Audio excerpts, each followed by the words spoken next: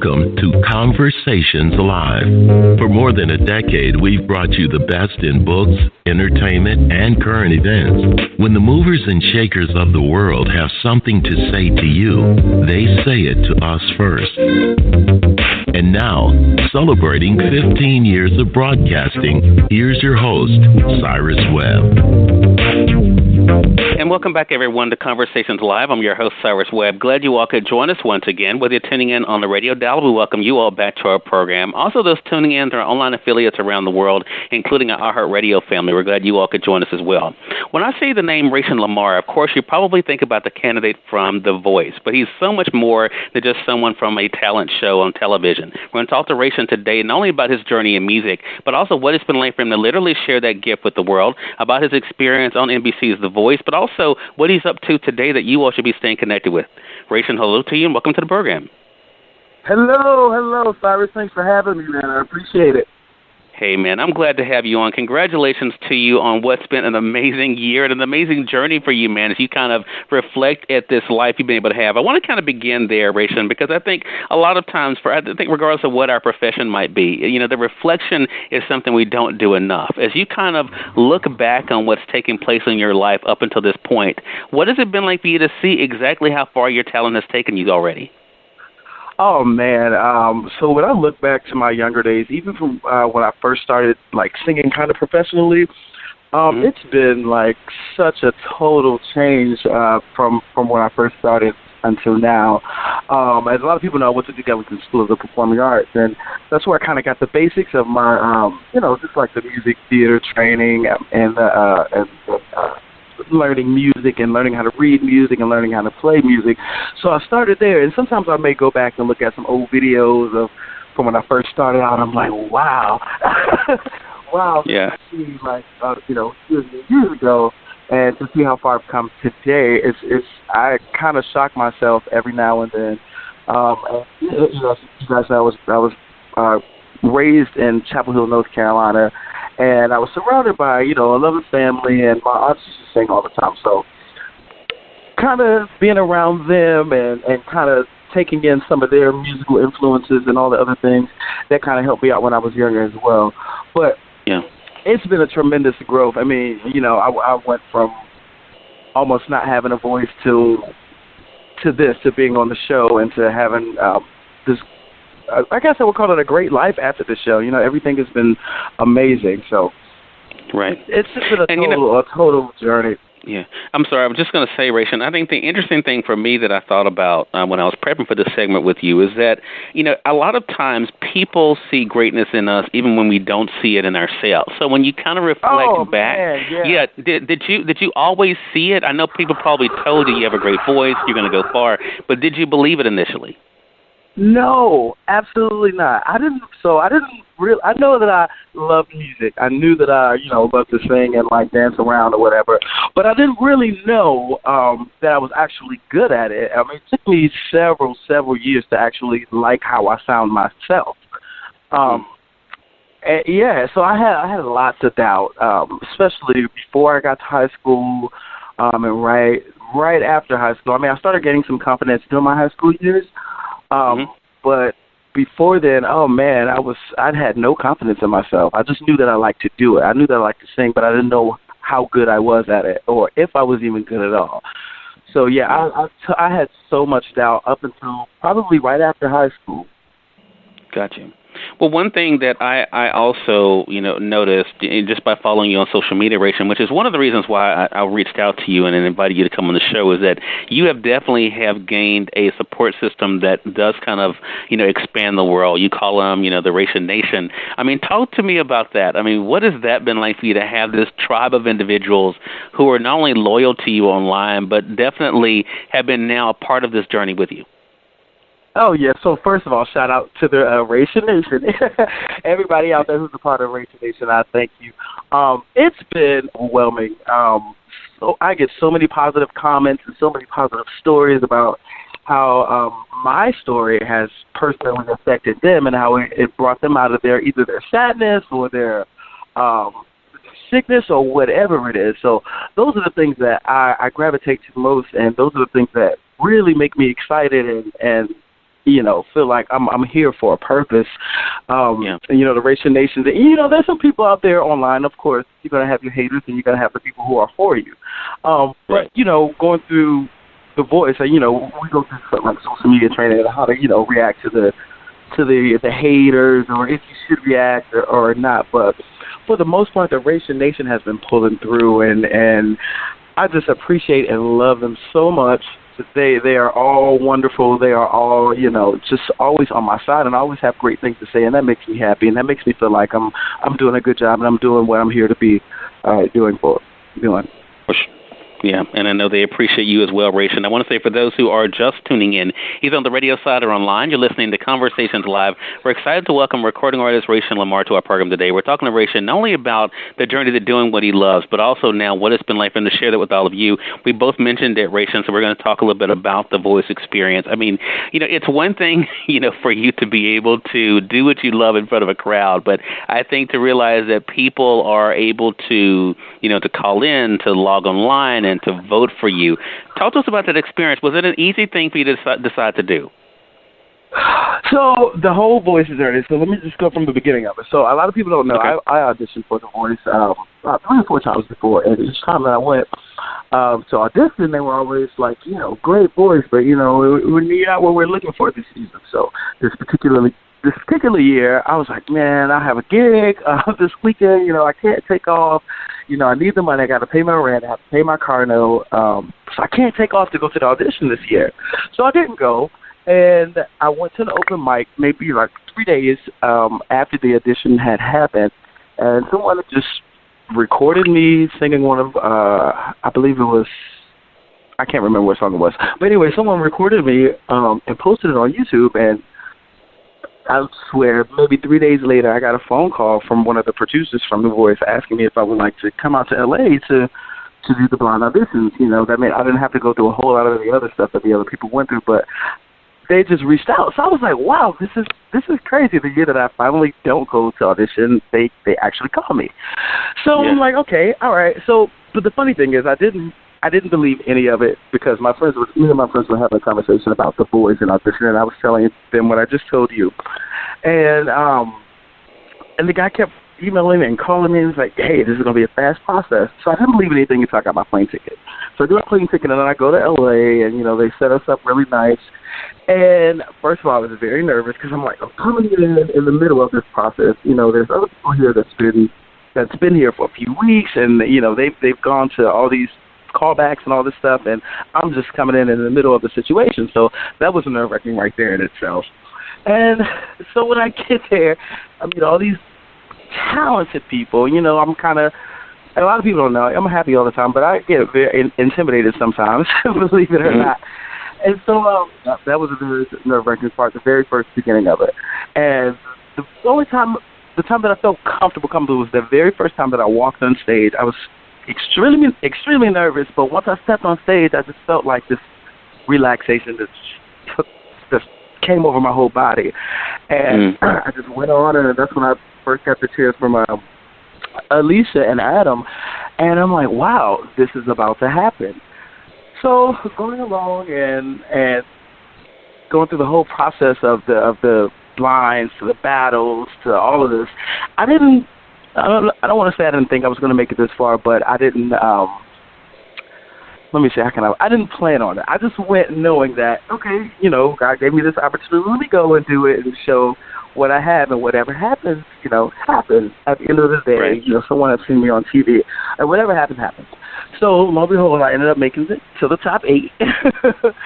And that whole experience, let me tell you something, Cyrus. I've never been in a situation where I felt so appreciated and so loved by everyone that was around, from staff to my teammates and to everybody. It didn't really seem like a competition. After the blind auditions, it didn't seem like a competition anymore. It was more like, okay, let's go and have a good time and let's sing, and that's how I looked at it right after the blind auditions going forward to it. So this is the thing. Somebody will see me on TV, whether it's from one episode or whether it's from all of the episodes. So that's how I looked at that part, and God just blessed me to be in the semifinals in the top 8. And so I was very grateful for that. Very grateful for that. And I met so many wonderful people It was just that The Voice has been such a great experience. It opened so many doors for me, so many doors. And I never thought that I would want to be the type of person that would want to do some type of motivational speaking. But when I told my story on the show, which if you don't know if your listeners don't know, I went through my battle with cancer, and I wasn't going to tell this story on the show because I didn't want anybody to think that I was only on the show because I had this story. I wanted them to know that I was on the show because of my talent. So I went back and forth with my friends and my partners, and I'm like, what should I do? Should I just say this? I really don't want to say it, but should I? And I did, and I'm so thankful, Cyrus. I'm so thankful to God that, whatever it was just came off and I was able to just tell my story, because I realized that I touched so many people, and there's so many people out there who don't have a voice, or who doesn't, who don't know what to do, or who's in the hospital right now, or who's battling with cancer right now, or who's battling with some type of terminal illness or some type of sickness. Like, I didn't know that it would touch people like that, and so I'm so grateful for that. That's been one of the best moments, I must say, for being on The Voice, is that I was able to touch and help somebody go through their situation. Right. Since you brought that up, Rayshun, I want to go to your Instagram page. And one of the things you have there in the description are the 3 S's about yourself: singer, songwriter, survivor. And I think, for so many people out there, as you mentioned, now because of the platform you have and the way you're using it, you're able to show them that anything is possible. It's interesting, sticking with Instagram for a moment, if you're not following Rayshun, definitely do it just by his name, Rayshun LaMarr. And on April 23rd, Rayshun, you posted a picture that had 3 words on a board. 3 words were "Don't Stop Believing." And then on June the 14th on Instagram, we're able to see a video of you performing that song by Journey. How has that message helped you to not stop believing? How important has that message been for you, not only in what you've dealt with personally, but also in your professional life? So, the words "Don't Stop Believing" really didn't grab my attention until I was in the hospital when I was going through the whole chemo thing. Because this was before I even got diagnosed. I was admitted to the hospital and had transfusions and everything. No one knew what was going on. So this time I'm sitting in the ICU and I'm listening to my iPod, and I'm listening, and the song "Don't Stop Believing" comes on. Now, I did the song with the agency band that I used to perform with, which was called Sound Connection. And when I used to sing it back then, it had no real meaning. I didn't take the words in. I was just singing the song. So while I was in the hospital, the song came on, and I actually listened to the lyrics, and it kept saying, "Don't stop believing. Hold up to your feeling. If you hold on to that, whatever it is that you believe in, or if you have just a little bit of faith, a little bit of hope, to keep going on, things will change. Things will work out in your favor. No matter what it is, no matter if you're sick, no matter if it's a job that you're going through, or whatever it is. Just hold on. Don't ever give up, especially if it's your dream. Don't ever give up. All it takes is a little bit of faith. Just hold on. God's going to have your back. He will guide you through. He will push you through. And those words, "Don't stop believing," those are the words that I will forever live by. I would never give up on anything that I believe in. I will never give up on any dream or anything that I have my heart set for. So "Don't Stop Believing" is my whole theme. It will be my theme from here on out. And I just want to encourage the other people that are listening, don't stop believing. Just keep going. Take that head. Just have a little bit of faith. All it takes is a little bit of faith to step out there, and God's got the rest. That's right, and you never know what's going to happen. Again, everyone, you're listening to Conversations Live. Rayshun LaMarr is our guest for the segment. We're talking to Rayshun not only about the journey to doing what he loves when it comes to music, his experience of sharing that with the world through television, through The Voice, and now, of course, where we are today, Rayshun, which leads us to this conversation that we're having. When you left that, I think, for a lot of people, as they've gone through something, whether it's a good experience or not, the idea of what's next is something that they have to consider. What was the what's next like for you? I mean, after The Voice, how did you start formulating what you wanted to do next? So first of all, right after coming from The Voice, you work in 6 to 7 days a week, 12-hour days, and then you come home, and it's like, oh, well, what do I do now? I don't have to get up and go to a rehearsal. I don't have to get up and go to, staging or the studio or nothing right now. So that was a big question. But thank God, before I left, like I told you, I made a lot of connections. And as soon as I got home, I believe 2 or 3 days, it might have been 2 days, I started getting flooded with emails and phone calls and asking if I want to be a part of this or part of that or come to this new thing. And it was just overwhelming for a moment. And I'm like, wow. So I thought I was going to be doing nothing, but now I have all this other stuff to do. And that was great. And so now I am currently working on a new project that will hopefully be out by October.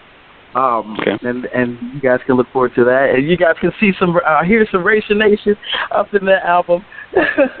So that's what's next for me right now. And you know, I did have my doubt for the first day when I came back of like, okay, I have a whole day of nothing to do. What's going to happen now? But like I said, I made so many connections. I didn't realize how fast it was going to happen. It literally happened maybe 2, 3 days as soon as I got back. And I'm like, okay, God, you know, you ask God for things, and you know, you talk to Him, and He'll give you answers, and He'll make things happen. So, right, it's been great so far. You know, I have no complaints, man, no complaints. You know, people treat me so well. I didn't realize how many people actually watched the show until I got back to DC, and I didn't realize how many supporters I had here as well. I would just literally go walking down the street and somebody will say, hey, Rayshun, you know, we love you. Thank you for telling your story. We voted for you. We're part of the Rayshun Nation. And that in itself, you know, that makes anybody smile. And, you know, and it just makes you happy knowing that you made someone else happy or you made someone else smile or, you know, you made someone else enjoy what you enjoy doing. So that's always good. So. Yeah, for sure.